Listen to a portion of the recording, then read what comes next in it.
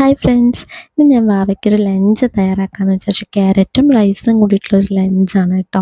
Okay, അപ്പോൾ ഈ product എന്ന് പറയുന്നത് ഞാൻ ഫ്ലിപ്കാർട്ടിൽ നിന്ന് മേടിച്ചതാണ്. ഭയങ്കര യൂസ്ഫുള്ളാണ് കേട്ടോ നമുക്ക്.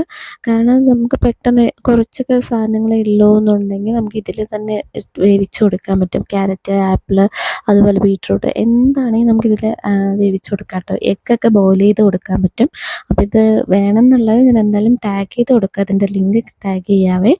അപ്പോൾ ഞാൻ ചെറുതായിട്ട് അതിന് സ്ലൈസസ് ആക്കിയിട്ട് വേവിക്കാൻ വെച്ചിട്ടുണ്ട് കേട്ടോ.